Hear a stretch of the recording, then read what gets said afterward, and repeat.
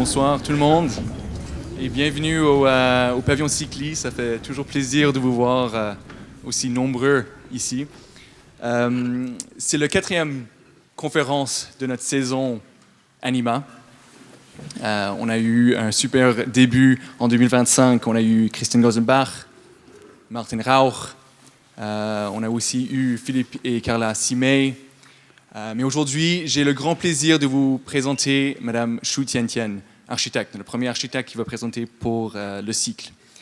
Je veux dire qu'on a eu l'opportunité de vraiment découvrir le travail de Xu Tiantian via l'exposition qui était faite par le Centre canadien de l'architecture qui s'appelle Groundwork, où on a vraiment vu de la manière que l'architecte arrive à s'intégrer, à communiquer, à interagir avec le contexte local, avec les agriculteurs, avec les villageois, avec le corps touristique. On voit qu'elle se prépare pour concevoir son architecture, même avant de tirer un trait, de comprendre et de s'intégrer le plus possible.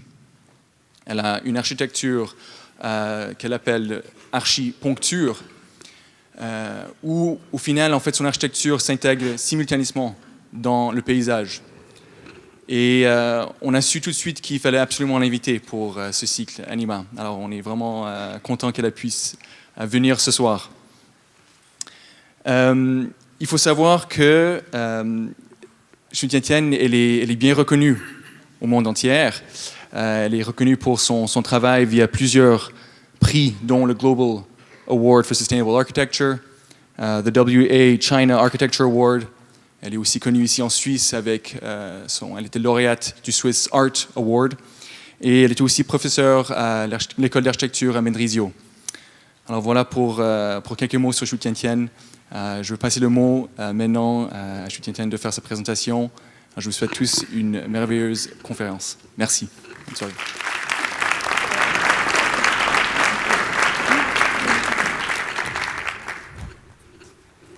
Thank you so much, Christophe. Thank you for your introduction. And also thank you for the invitation to be here and to meet with everybody coming tonight to share our practice in China, mostly in the rural side of China. It's my first time to be in Geneva. I've been to Switzerland, the other parts of Switzerland, but first time in the city of Geneva, and I took a day to walk around. It's really, really beautiful city. And it's really interesting scale compared to the Chinese cities and also compared to the Chinese villages. So I'm going to talk about the architectural acupuncture, which is our pedagogy, how we work in a rural context. So by saying acupuncture, it's already a treatment, a healing treatment. So we do recognize the social issues or symptoms in the rural region, and we wanted to take, and that's also how we believe in the capacity of architecture, modern architecture, can be the effective means to revive the rural regions. So this is the picture of Shanghai city. If you have been to China, I would say most of you probably visited the cities, the big cities. And China has been through this urbanization process, really rapid, fast modernization, urbanization in the metropolitan areas in the past decades. And this is an image showing how the rural stays in, like it used to be centuries ago, in agrarian situation conditions. And in some ways, the rural has become the forgotten part of the country because of the focus on modernization, urbanization is only happening with the big cities in the past 3 or even almost 4 decades. So this is, I want to start with the Songyang story, how we first encountered with the rural region. The county of Songyang is a very typical agricultural county with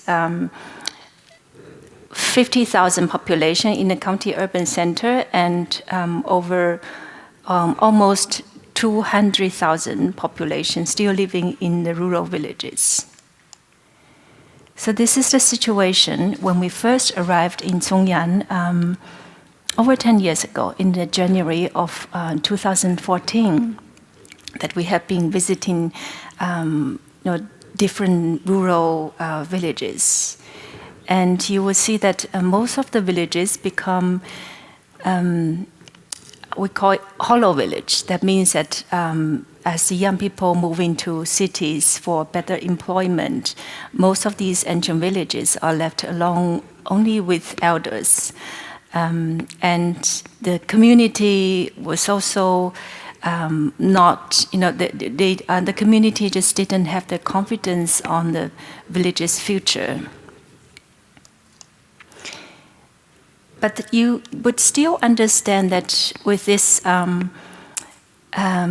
agrarian culture and tradition, there's a heritage and history passing through the generations in these ancient villages. Each one has over hundreds of years of a history, or even 2,000 years of history. So there's still this tradition, history, legacy embedded in the local villages. So we have been working together, started this collaboration with the local communities and also local government administrations to look into these rural regions to introduce this acupunctural strategy. So a small public program is introduced to each village, really tailored to the context, to the history, and the small public space is not only for. It's always based on the local history, but it's only, first of all, it's serving the rural community. It becomes a new open space, community space, but at the same time also can become a cultural or production space or a common space for visitors as well. So this is also to restore the identity of each village.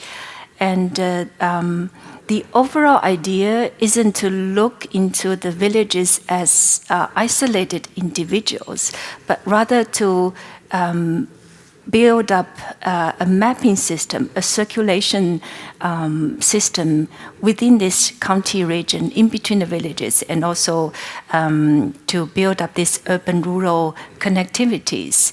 So that is to also to stimulate the circulation also with, for these villages, to also to the connection with the county urban center and to the other, to the adjacent counties as well. And so we've worked with culture and history context. For example, this is the, in a Hakka village, which is Hakka means guest, family, so that is the Hakka people located to this location, to this site over 200 years ago, and started to build up their village. And by keeping the Hakka indenture system, which is also the legal foundation of each Hakka community. So here that becomes that Hakka indenture history, legacy, become the starting point to restore this village identity, because this village has the largest Hakka indenture collection in the entire nation, entire country. So this also becomes, by restoring this Hakka village identity through the Hakka Indenture Museum, it also becomes the opportunity to revive the long-lost masonry building techniques, which we were able to find 3 skilled masonry workers who were over 50 years old, and also through this project, they were able to train the young builders, masonry builders. So this museum became the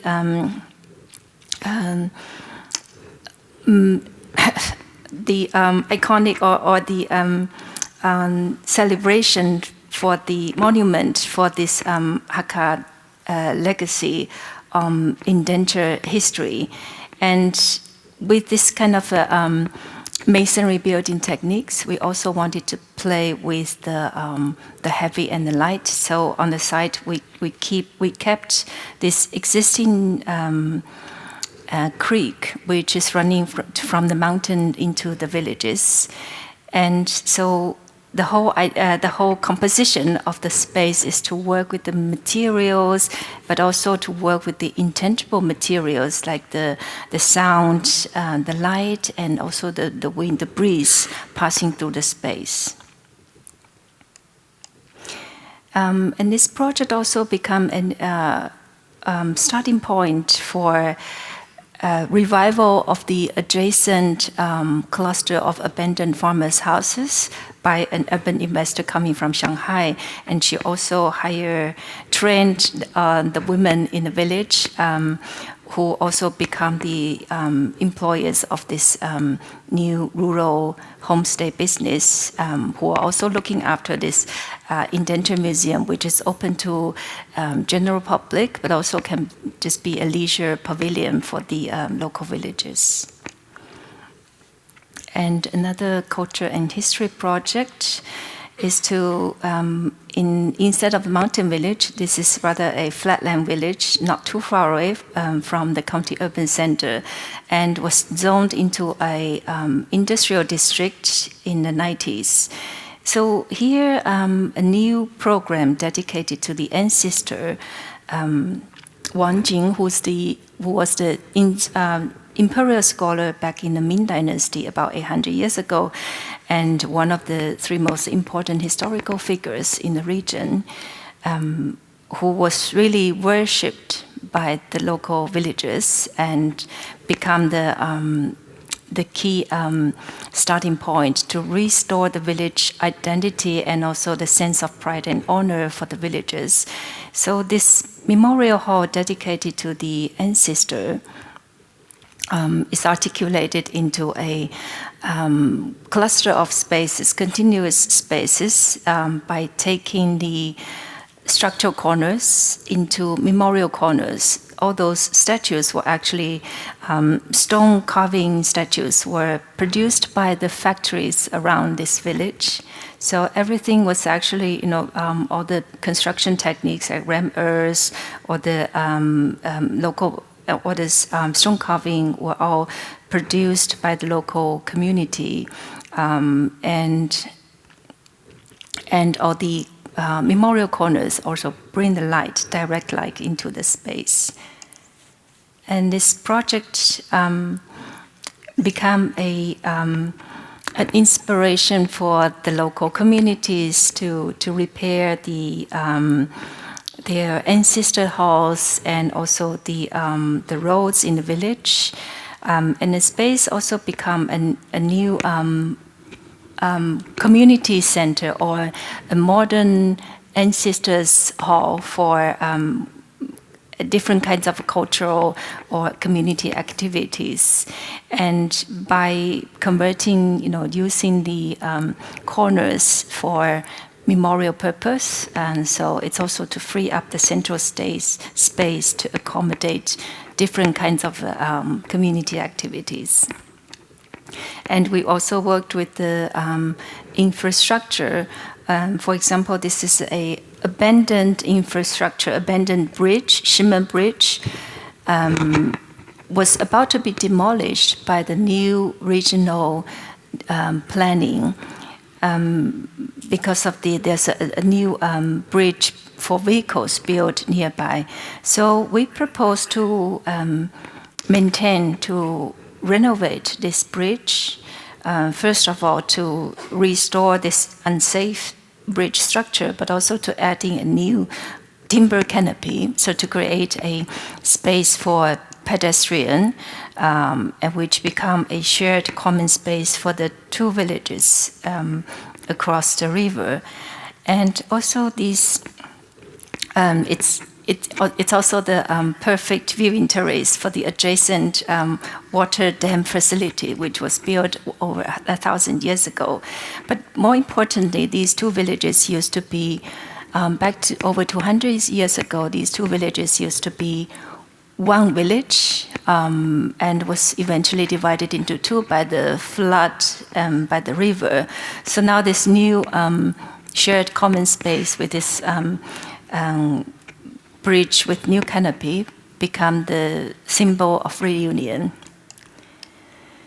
In Hong Kong village, we worked with the natural resource. When we were asked by the head of village after he saw these different acupuncture projects happening in different villages, he approached us and asked, can you use the bamboo to build something for us? Because this is Hong Kong village surrounded by beautiful, beautiful bamboo mountains.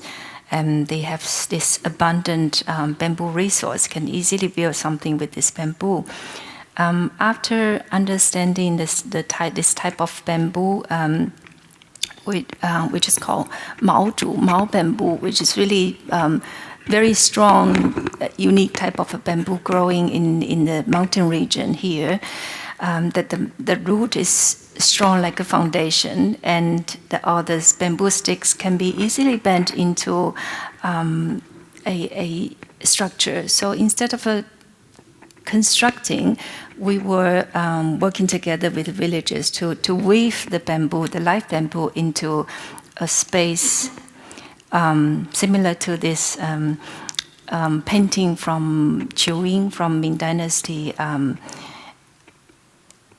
and which can just be an open space in the nature, or a space for village celebrations, or you could also reserve for the local opera performance, to take this space as a natural theater in a forest, in a bamboo forest. And we also worked with agriculture, of course, in the rural region. Agriculture is inevitable. Every village has its own agriculture, and many of the villages are taking the specific agricultural production as their identity. So we've been working with the different villages. This is the Xin village, which is known for the best brown sugar production in its region.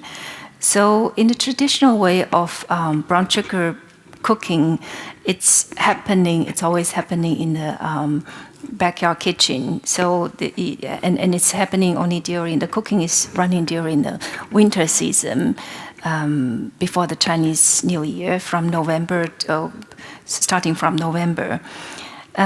It's very striking scene to see this cooking process, which is running 24 hours, day and night. But it's also a interruption to the village daily life, and you can tell from these photos that the traditional way of cooking definitely carries with the fire risk and hygiene issues.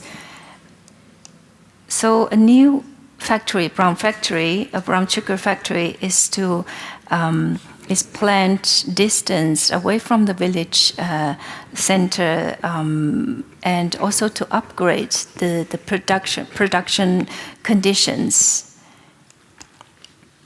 And so this factory is to accommodate mainly the production process, but also together with the other village cultural activities. And since it's cooking, it's running by different family workshops. So we had a meeting together with all these cooking masters. That's the title for the intangible cultural heritage of this brown sugar cooking production. And we were really drawing together, because you can't find any precedents of this traditional way of production, but working in a collective way. And so we were drawing together to calculate how many families, how many walks we would need, and how many working stations, and also the space they needed for their production, for their cooking, for 24 hours, which requires 3 shifts. And then this is how we present it at the end, to take the whole cooking process as a live performance. So the space, central production space, is designed as a central stage to accommodate all these family working stations, and also the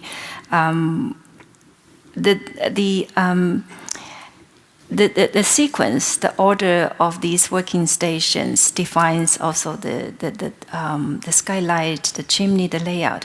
But these are not the main issues of the main elements. The essential part is really how the cooking process is running with the steam, with the heat, and the motion, the activities of these cooking masters. So we actually identify this is as the soul of the space, and then we ordered, we actually bought these working uniforms online, which was about €2 per set online, but they really to with the color to bright up. This is really to emphasize on the motion, the body language of these cooking performance. And the lighting is also designed as the stage lighting to highlight the whole production scene. And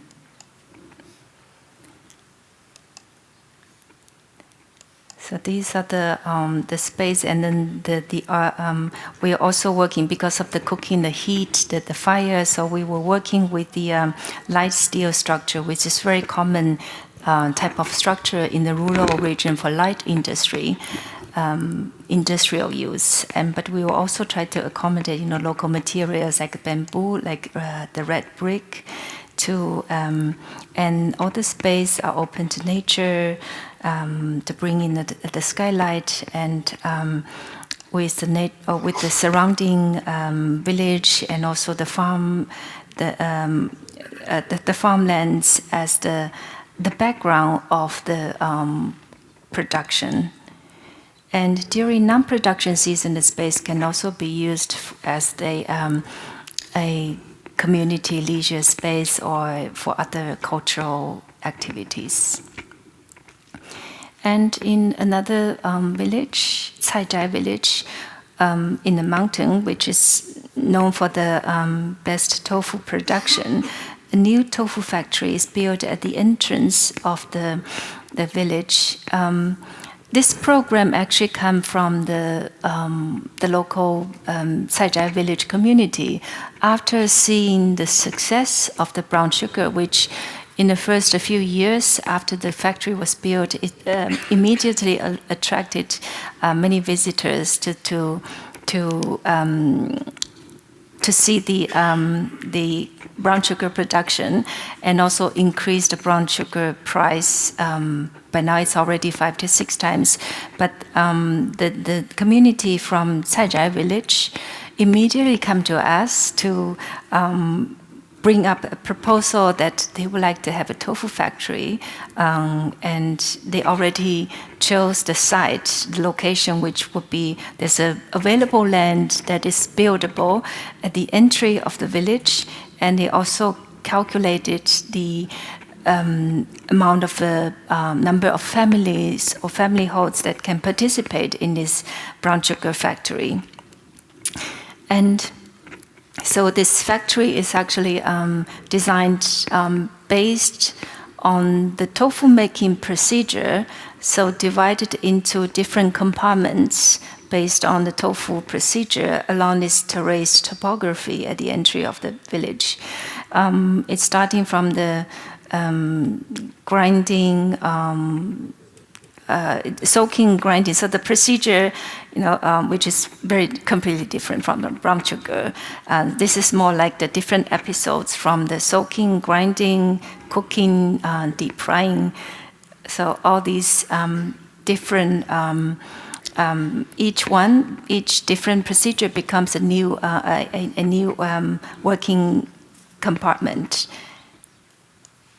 And the factory is also run by the villager community as a collective operator of this new collective economic entity.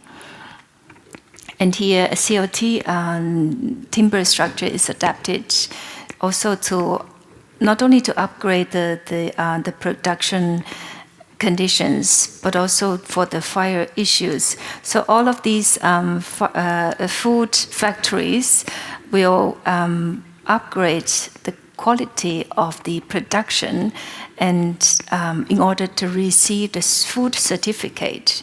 So before the factory, when the production was happening back in the kitchen, in the family kitchen, the farmers, the villagers could only sell their production on the street or in the local market.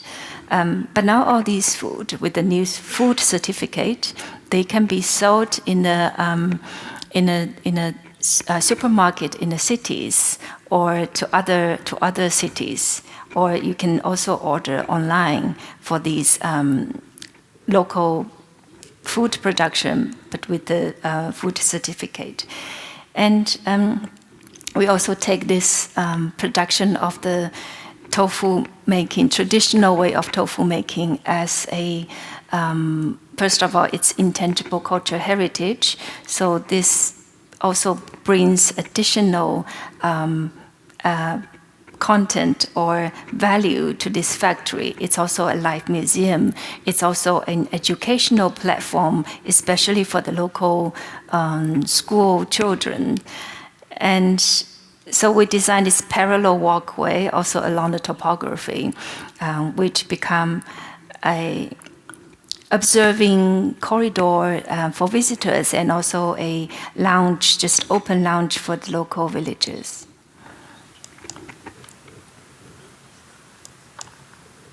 And at the end, you will arrive to this tasting hall, which is also open to the local climate. And it's again, all of these spaces are low maintenance, which it's open to general public, doesn't require ticket or entry point. And it's also, because this we call this as a rural museum, kind of alternative way of rural museum, but you don't need substantial maintenance or management for such a space in a local village. And later on, the villager community also invented this educational program for the local for young families coming from the county urban center. This new educational program also bring additional income revenue to this community. We worked with also the tea. So today I was able to have this tea. Thank you very much. This hot tea. I was told that this is coming from China, right?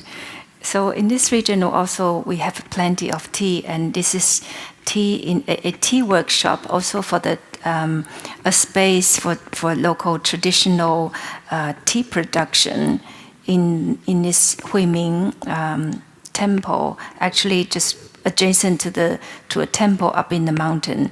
And the tea culture in this region can be traced back to over 1,000 years ago, since the Tang Dynasty. So here a space for tea production, also for tea tasting, as a full tea celebration is to build on this at the and hillside. And this region is known for not only the tea culture, but also for the She minority culture, which She minority is this clan living in this region with the written, with the speaking language, but without the written language. So the architecture, the building is only designed to accommodate, with the three parallel bars, starting, from with the tea production on one side and tea tasting on the other side to look out to the mountain. And a central corridor is open to visitors and as well as to villagers as a viewing corridor. And also with the 8 light tunnels, light tubes, and to bring the natural light into this viewing corridor. So it's sitting on the mountain as a horizontal volume. This is the tea tasting area. Look out to the view, to the landscape, and on the facing the west side is the tea production space with the perforated wall become the sunshades on the west side. And the She minority people have this, actually they have this pictograph. Well, instead of a written language, they had the pictograph indicating different types of elements. So in total, they have over about 20 pictograph, which is the indication of the different elements in their mountain life, in their farming and hunting life. So this becomes the symbol that is laid out on the wall from bottom as the land to the top as the sun. But it becomes also an image wall indicating the mountain hunting, farming life of the She minority people. And all these light tubes are extruding out of the rooftop, but really based on the sun trajectory in a summer solstice day. So during, actually with the Chinese calendar, so with this project, we wanted to research a bit more into the Chinese agricultural history and tradition. And we understand that in ancient China, we had 24 solar terms instead of 12 months. So this is really based on the agricultural pattern, rhythm, agricultural pattern on top of the rhythm of the nature during the seasons, during the different time of the year. And every day, instead of 12 hours, we would have 24. Instead of 24 hours, we would have 12 zodiac hours, which is really based on the activity patterns of different animals. So there was already a acknowledgement on the coexistence of our, space, our nature with the other species.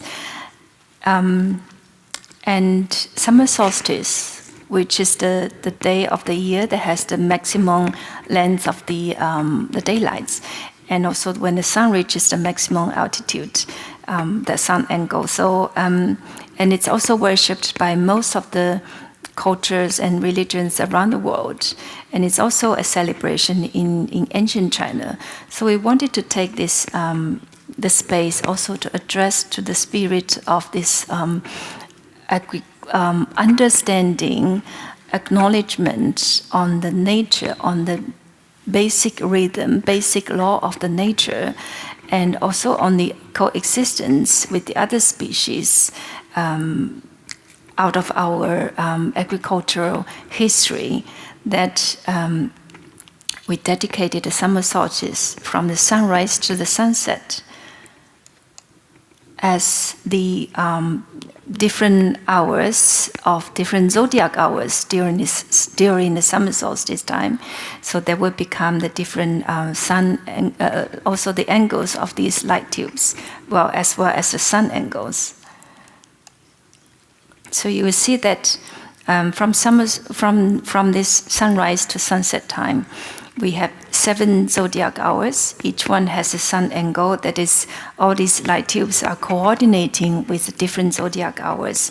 So by doing that, each zodiac hour, the direct sunlight would only enter into its correspondent light tubes. So that would give a... Can I play with this?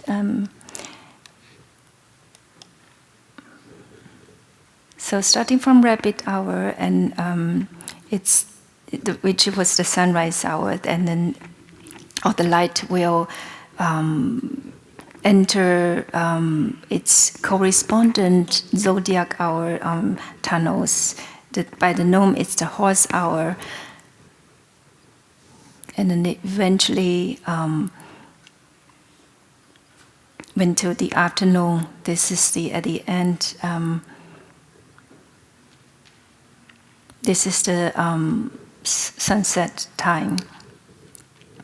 So the space also become a sundial for visitors during the summer solstice season, which will be around a month of time. And you can really understand, you can also navigate how the light or the time pass through this space, which is how we wanted to integrate this agricultural and cultural message with the tea production and tea spirit. And on top of the roof, with a very thin layer of water on the roof for the summer heat, then all these light tubes. The building volume actually disappear from the temple above, and then all these light tubes intersecting with the building become the monuments dedicated to summer solstice, and also to the as if the light is frozen or the time is frozen, become the statues. So this is the monument for the summer solstice, the agricultural history, and also which is actually basically is the understanding of the nature and of the pattern, the rhythm of our nature, and how we, as a human being, live and survive in this nature by making the agricultural production in order to survive, to make a living. And so this becomes the monument, and also dedicated to not only the culture of tea, but enlarge really the culture of living in our nature, living on our planet.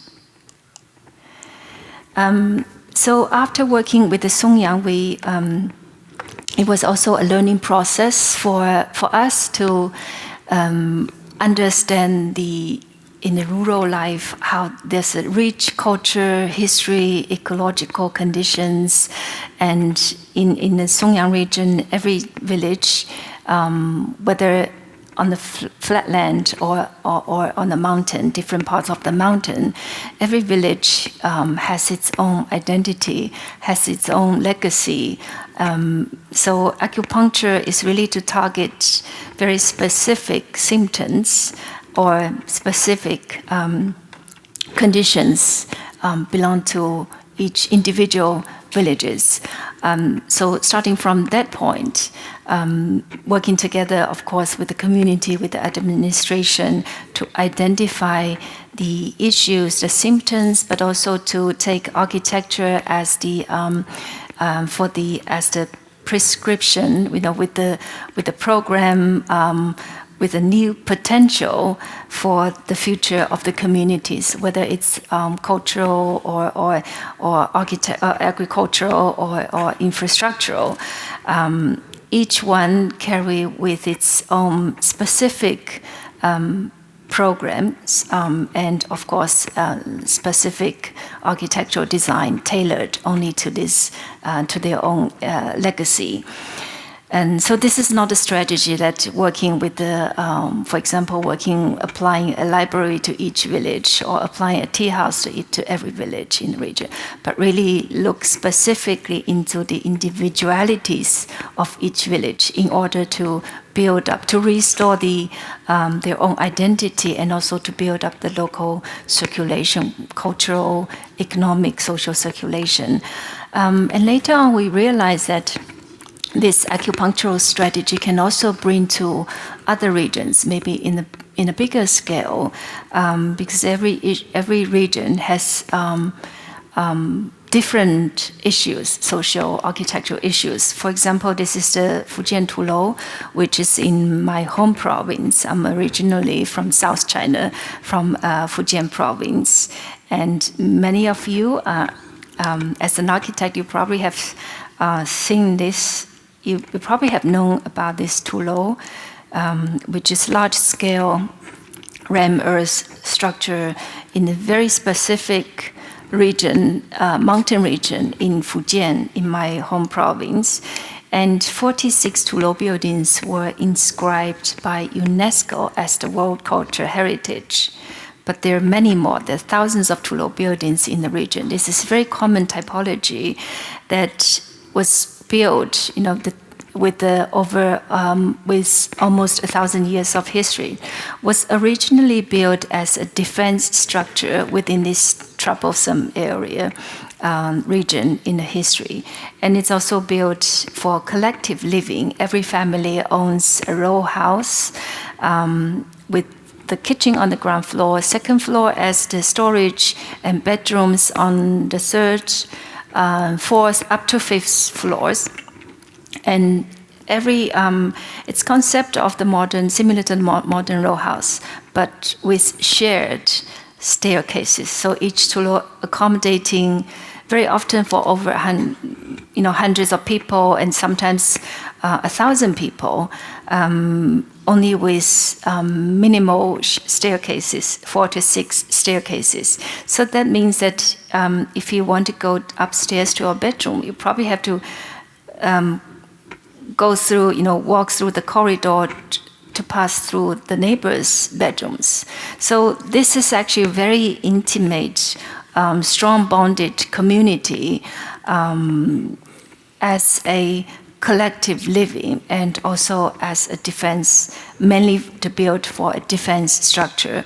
Once they close down in the wartime, in the battle time, once they close down the building, the Tulou entrance and exit, that means that the Tulou can become a self-sustained facility for about 6 months during the very intense battle wartime period. So this very specific social background and social system, architectural system, create its very dynamic culture and heritage. But this has become the current condition with the economic development, as many of the farmer or local residents started to build their own individual families. You can read from some of the photos. Many of the Tulou buildings were abandoned. Most of the Tulou buildings were abandoned in different counties in the region. And even with the Tulou building still has residents, it would be only a very small proportion of the original inhabitants living in the Tulou buildings. So we definitely see this as a critical social architectural issues with all these non-UNESCO or provincial heritage graded buildings become abandoned. So we made a proposal that, to take the ruin as the new typology, and we proposed to the local Zhangzhou city to collaborate with the 3 counties and take a few abandoned or vacant Tulou buildings as the model examples. And for example, this is the Cuimei Tulou in Nanjing County, which still has a few. These are the 2 Tulou buildings which are still maintaining a few number of original inhabitants, but most of the units are already vacant or abandoned. So that's the original condition of Cuimei Tulou. In this case, we propose to rebuild the corridors, only to rebuild the corridors in order to finish, to complete the circulation. But we're not rebuilding all the units. You could see the upstairs, most of the units, when they are not occupied by inhabitants, they are still kept as open space.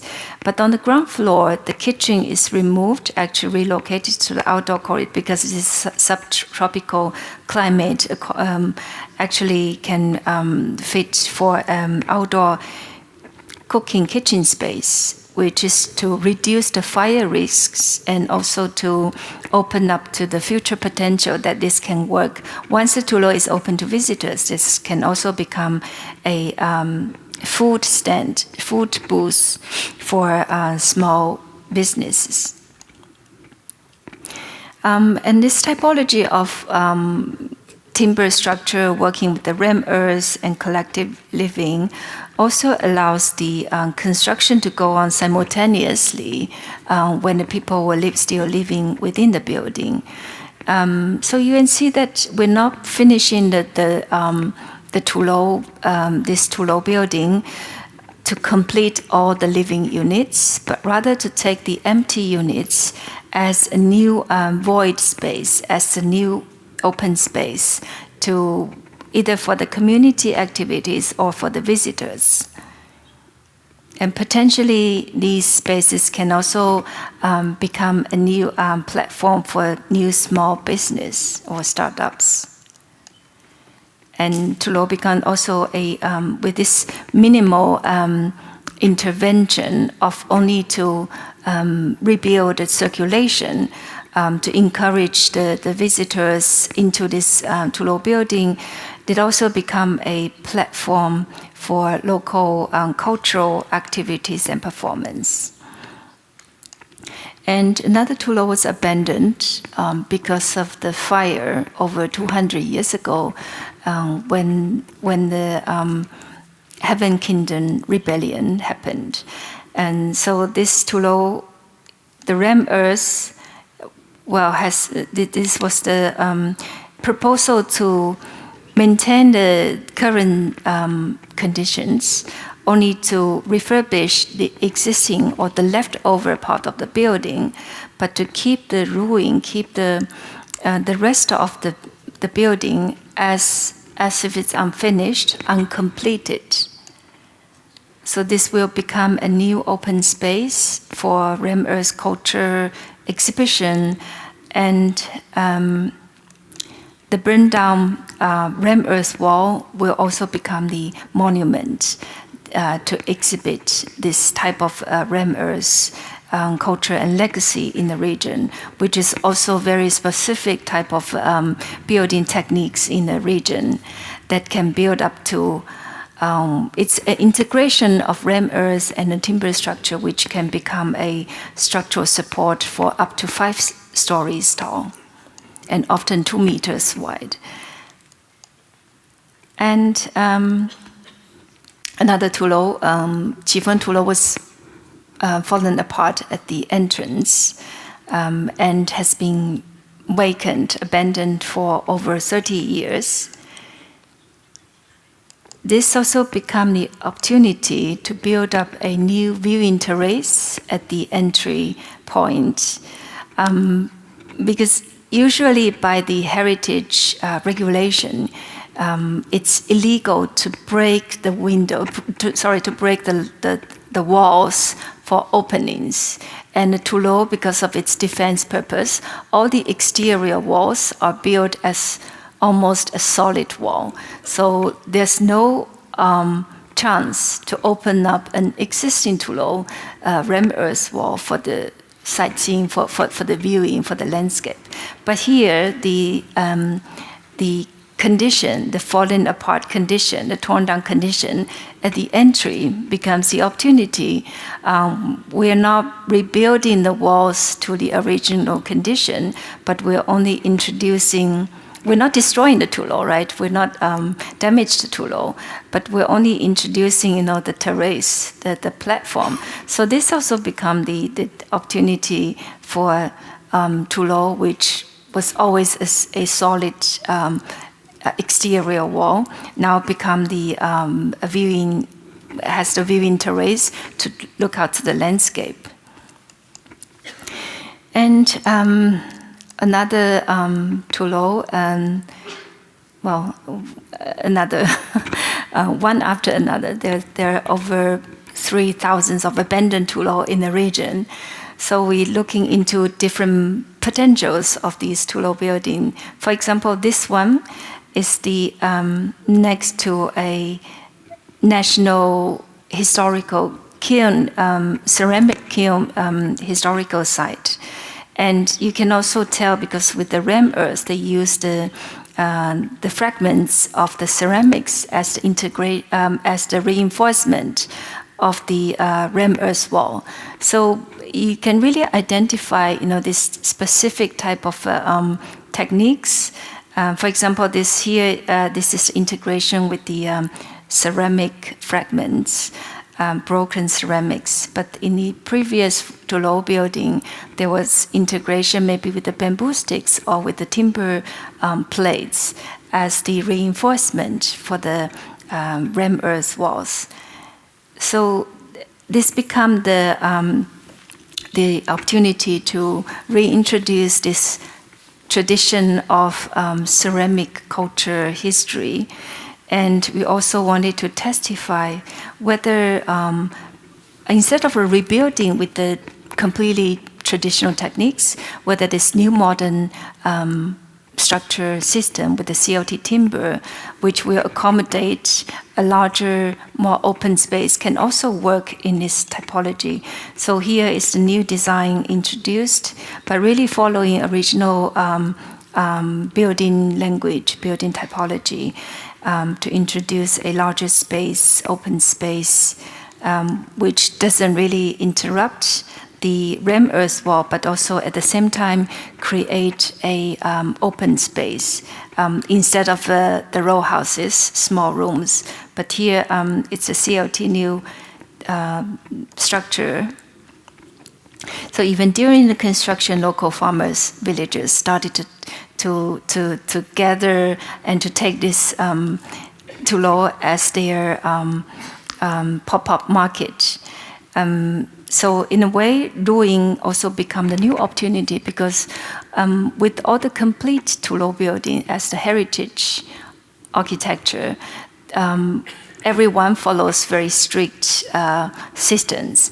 But now with the abandoned Tulou, when each one is falling apart or was falling apart during the past decades, every Tulou started to merge with a different way of broken pieces, with a different way of ruining.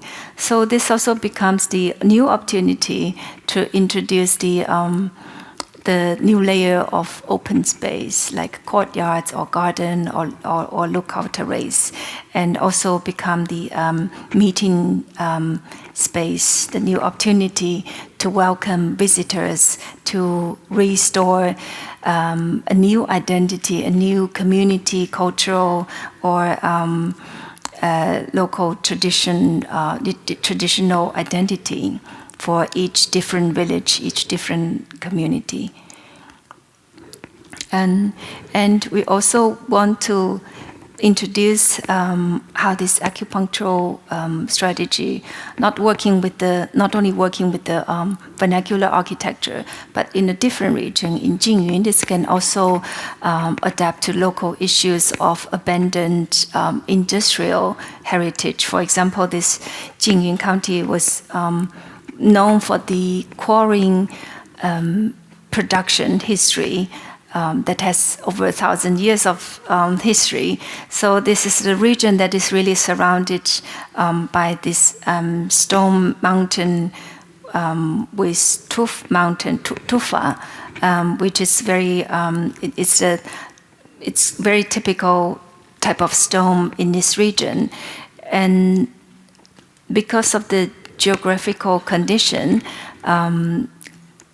this region doesn't have the agricultural history, but rather have the quarrying history and legacy. But by the millennium time, with the new ecological policy, many of the local quarrying productions, which was operated by family workshops, by small workshops, were closed down and left, the entire region with over 3,000 abandoned quarry caves, and which has become a safety issue, which is a social, ecological issue in the region. When the local, there's new industry like tourism industry is introduced to this region, many of the quarry workers, they have to stop this operation and then switch to the other type of business or income resource. And all these quarries, caves were just left alone, and some of them also collapsed. So this was quite a hazard for safety issues in the Jingyun County. So the local government has been discussing, how to eliminate this safety problem, and also to reuse or not to revive, but how to reuse all these abandoned quarry spaces. So with we received this invitation to visit Jingyun County, but the initial invitation was to design some new buildings in this scenic area, for culture, for leisure functions,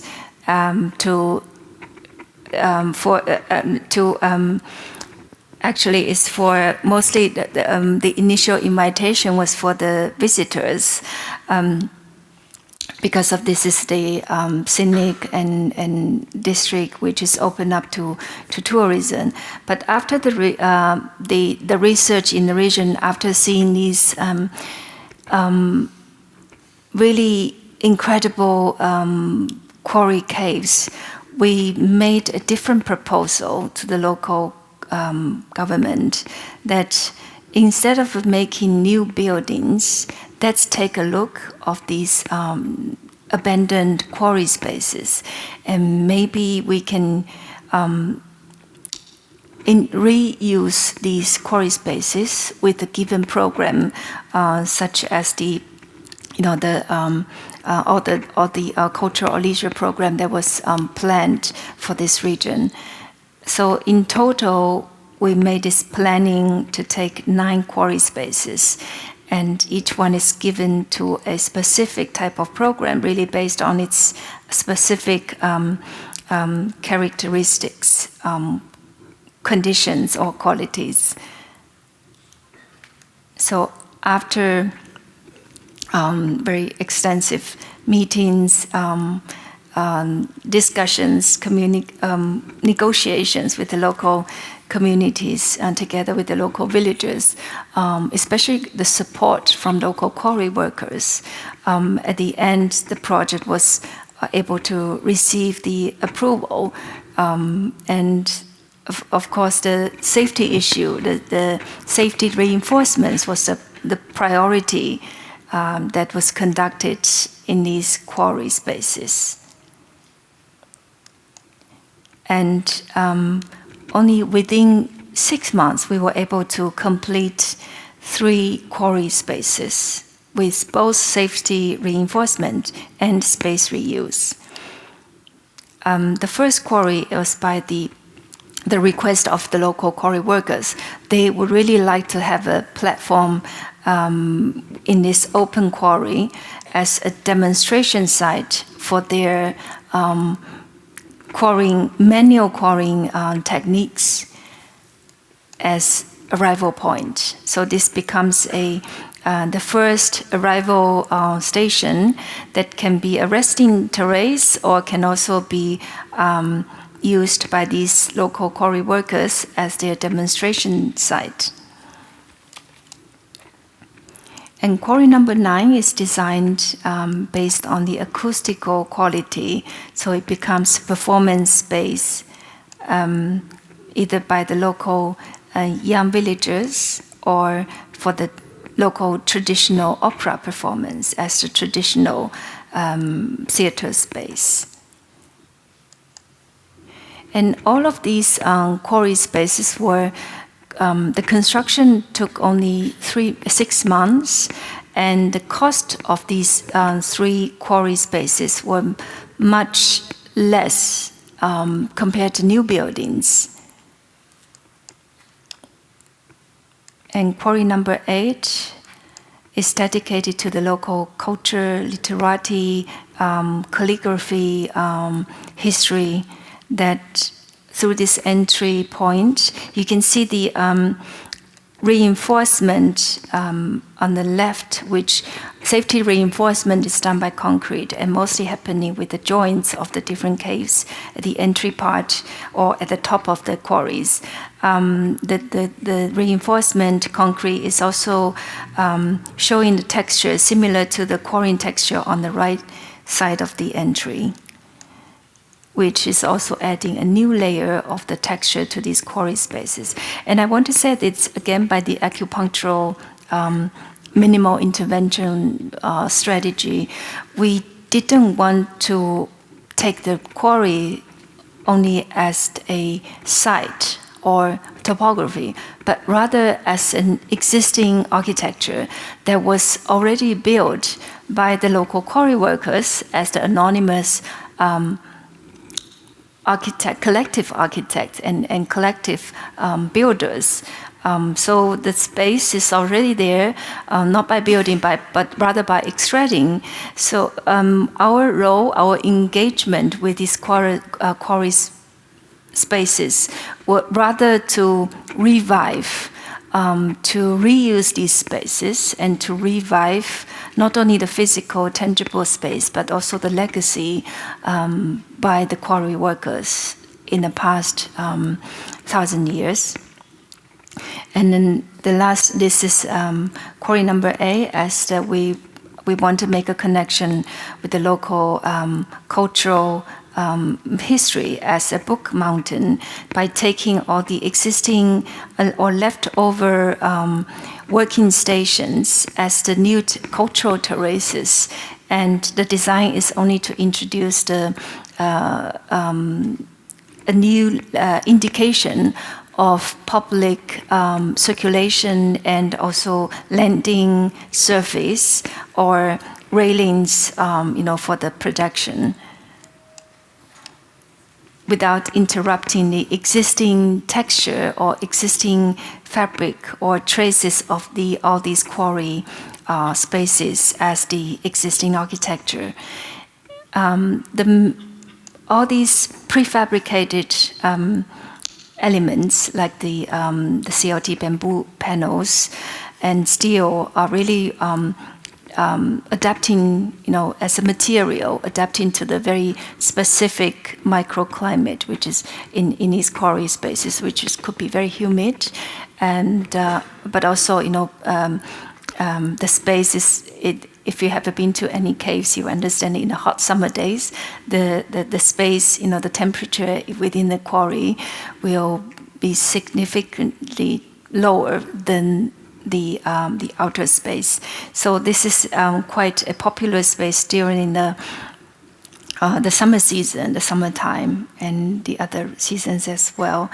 And so the design of these, our intervention is to reintroduce a human scale to provide either sitting, standing, or different activities like reading, meeting patterns, and also by these prefabricated elements in contrast with the organic form and texture of the quarry space that was created or produced by the quarry workers with their manual hand operation. So in this sense, we are only to reintroduce the existing architecture, the existing, the legacy that was already there, the architecture, the building, the space that was already there, by providing a new program and a new trace of activity surface. And the whole quarry project is really a dedication to the local quarry legacy and then the quarry workers. Thank you very much.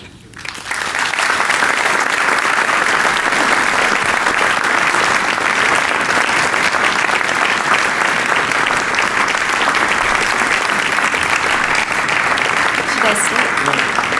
Thank you, Tiantian, for this great presentation. It's really amazing to see how you've been able to really not only integrate the projects with so much sensitivity and so much thought, but at the same time they're all so aesthetically pleasing. So it's really amazing. Thank you. So I think we'll just move on to a few questions, if you don't mind, from the audience. Il y a un micro qui tourne si vous avez des questions ou des remarques.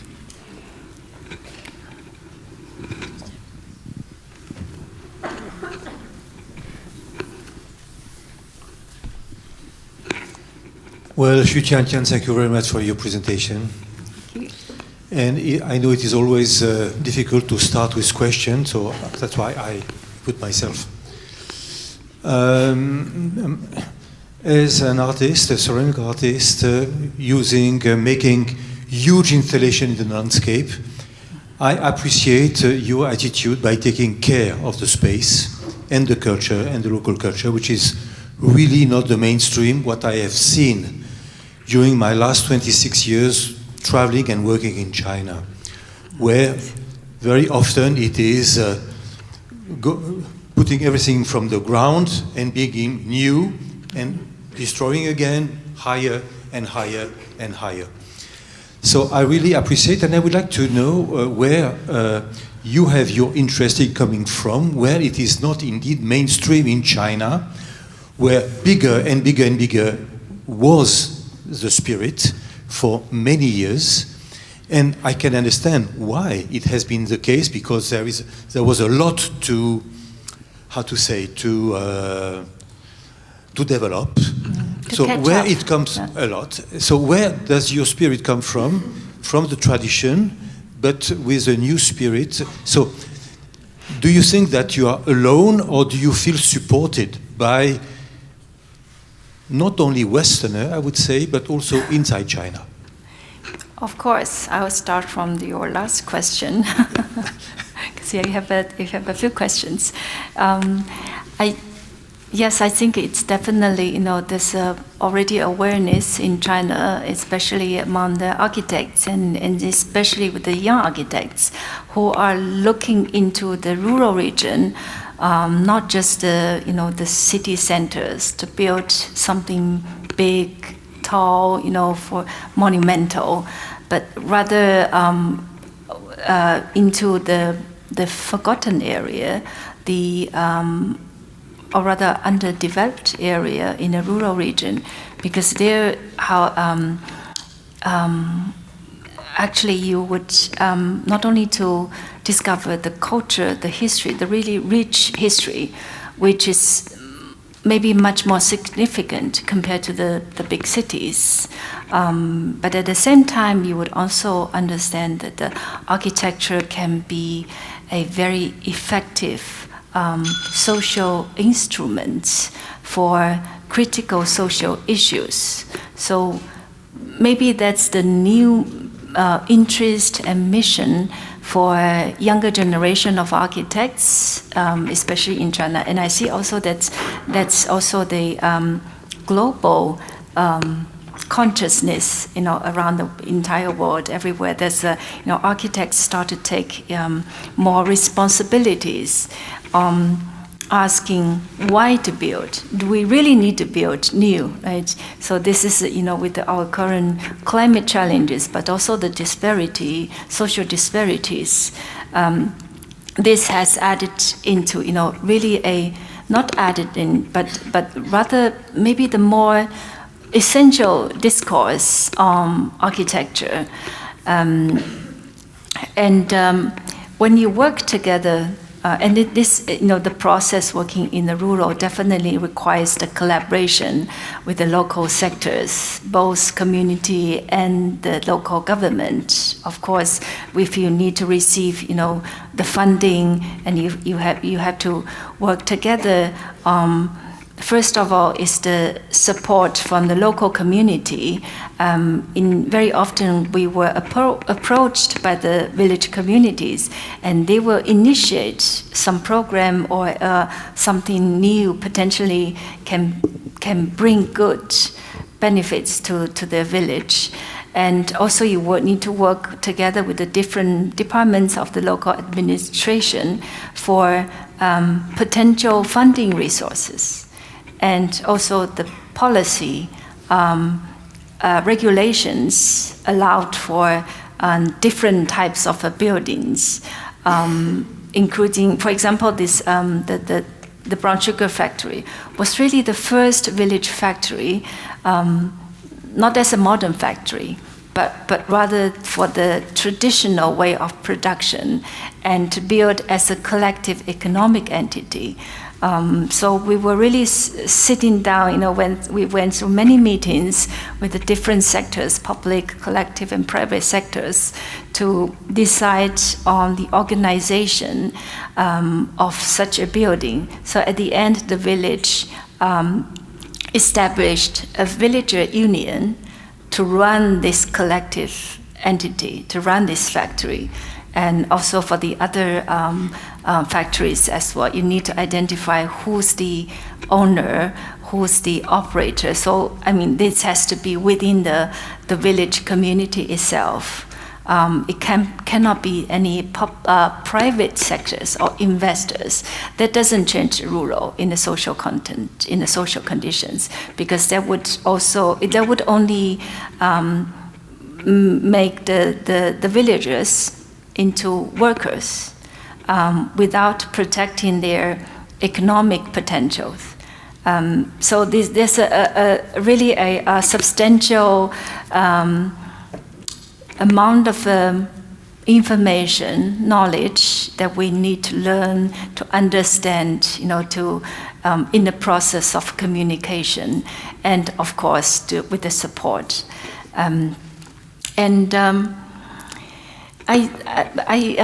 Before this lecture started, I met Yuan. She's an architect working in Geneva. She's somewhere. There we go. There she is.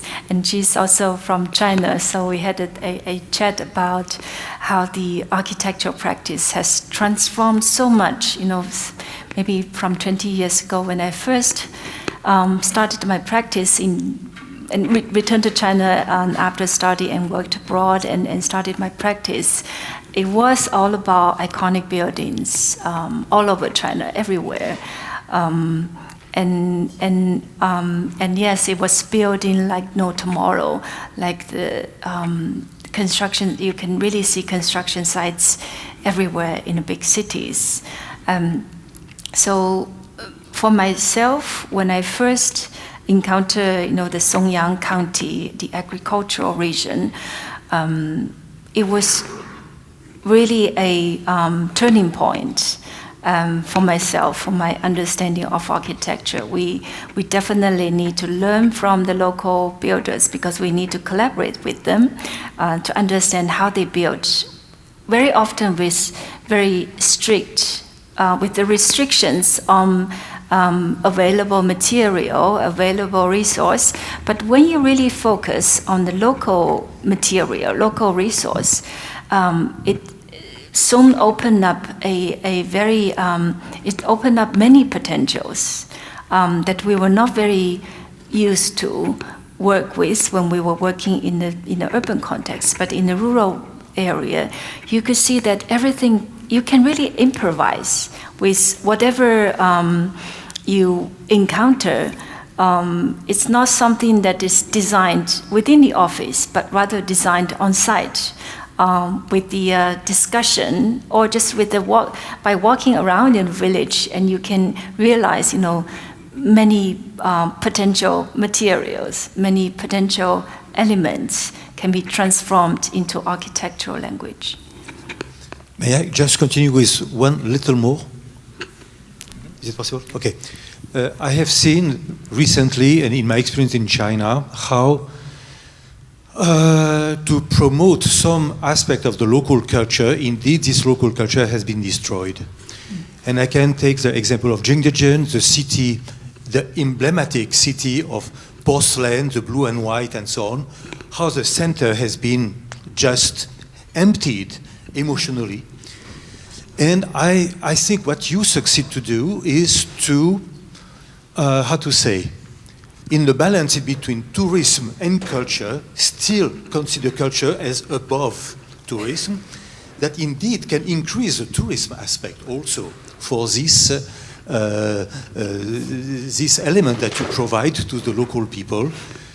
I have seen Wang Shu interested in the Tulu very long ago, and I interviewed him, and it was when he was a student, one of these sketches. So I'm interested that there is a kind of line and heritage between you and him. And the third point for me is about tourism and culture. I know that Guangzhou established a new department for sustainable architecture in Hangzhou. I'm very happy to see this, not only in Zurich, but also now in Hangzhou, in China. This is something new.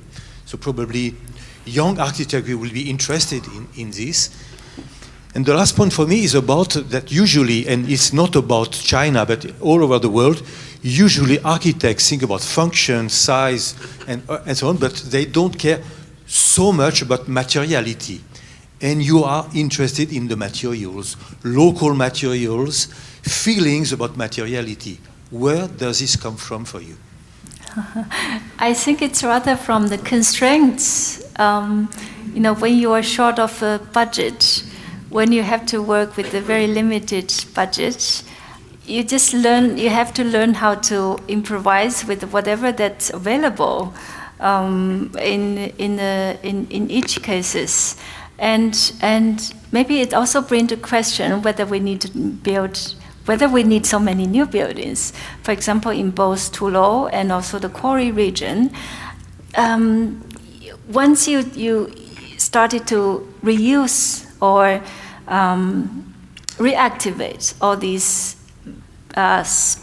existing space stocks, as far as you can see it, as a space that is potentially can be reused, then it's definitely save a lot of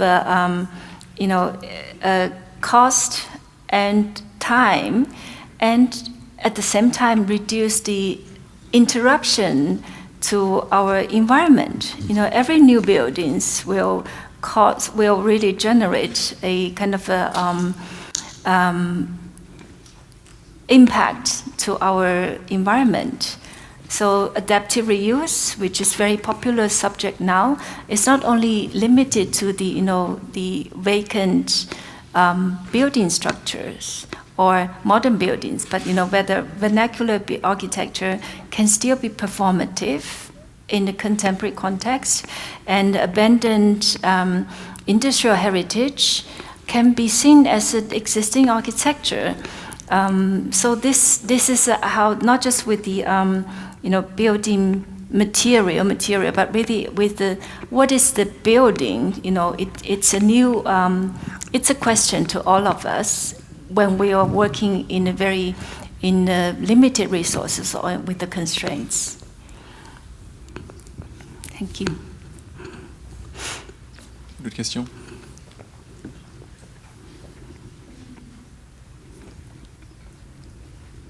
So you said that the village started to become hollow village.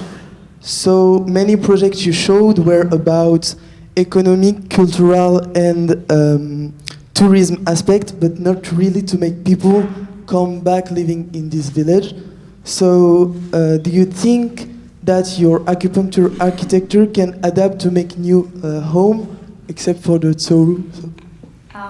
Thank you for the question, because maybe I forgot to mention that, the young villagers, after seeing its new potential, like for the economic future potential, the young villagers started to return home to engage in the rural, not only the tourism. I mean, when tourism is somehow maybe too arbitrary. It's more about the cultural circulation. Visitors in a farm county urban center to the village. So maybe tourism is too big of a word for such a local circulation. But the young villagers started to see the new potentials and will return home. So when I'm showing all these projects, every village started to engage with the new transformation and initiatives coming from the local villagers, especially the younger villager returning home to join either the villager union for production or to begin with their own startups. Especially now we have this live broadcasting economy in China, which is really a big thing. It's really a booming type of new type of economy that is conducted mostly by the young people returning to the villager and to with the broadcasting, live broadcasting, right?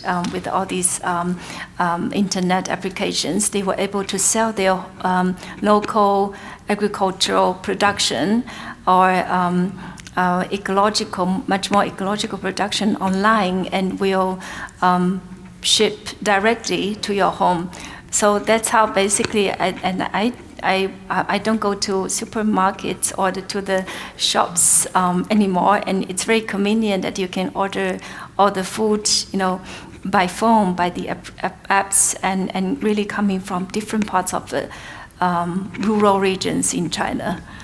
So I think it's also the new technology, the infrastructural system, the logistics system in the country also helped with this an urban-rural circulation, which become a new type of economic format, and mostly it become very strong economic pattern, mostly by the welcomed by the young people, the younger villagers. So they are not working in the cities as the construction workers, but they become the new business owners, e-commerce business owners back home in the villages. Thank you. I think we have time for maybe one more question, and then we can continue this conversation around a drink. Anybody else have?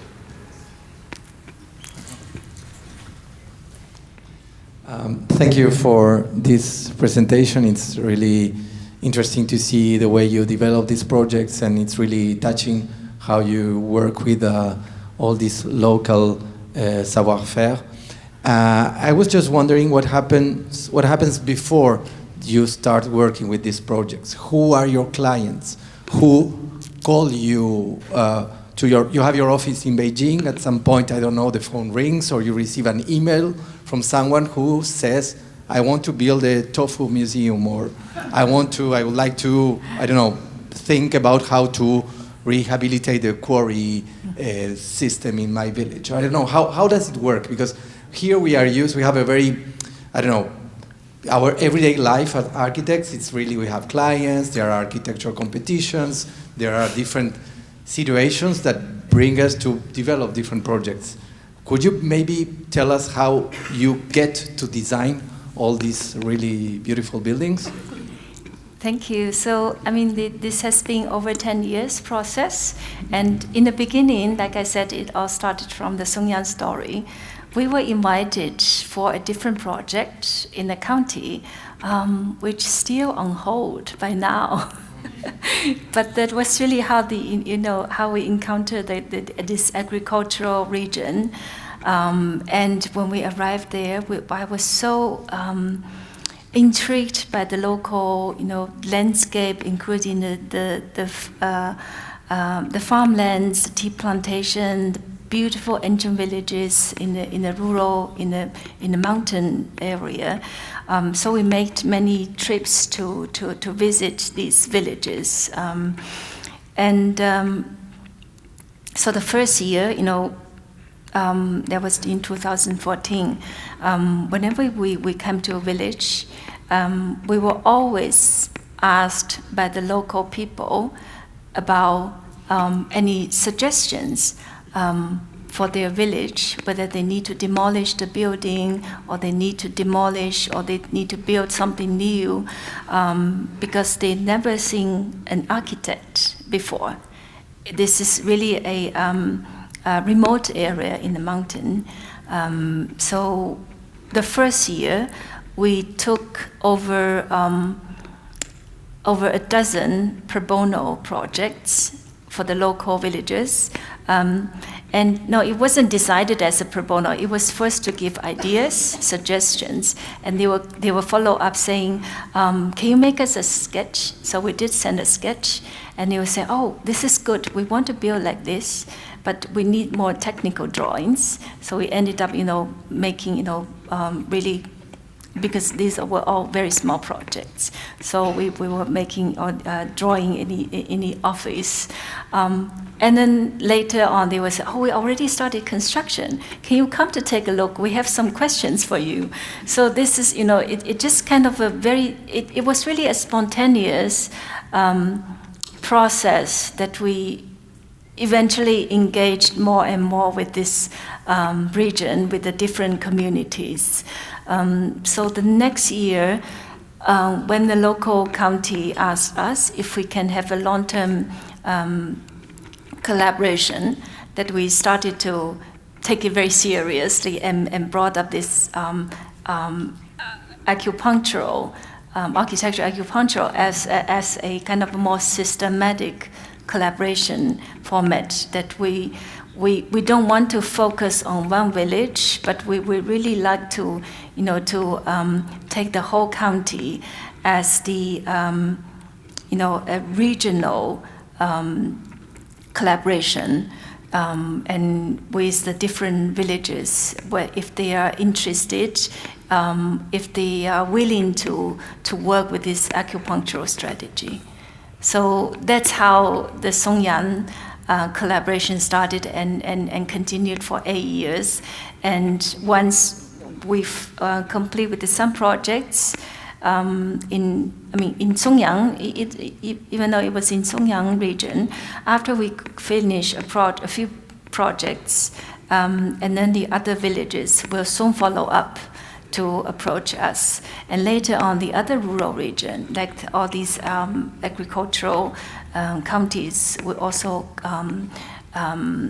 send us an invitation for research. So we will always, go for initial research to see if this is possible to collaborate, and whether it's by their already planned program, or maybe there will also be new potentials. For example, like the Jingyun Quarry was actually an initiative that we brought up and went through many intense meetings and approval process, and finally we were able to continue with the project. And we of course, we also have a contract, for any of the practice, but we only receive the contract when the project started construction. So there's a risks to go on with such a project, and also, they are all minimal intervention with a very limited cost. So within with the amount of the budget cost, and you can. This type of projects in China, I guess also in some other countries, when there's a limited budget, they only go through the invitational competition or commissions. Thank you. Great, thank you very much. I think we'll end it on that note. I think it's nice to see how we can use really the power of architecture to make change. Great. Xu Tiantian, thank you very much again for this great presentation. Thank you so much.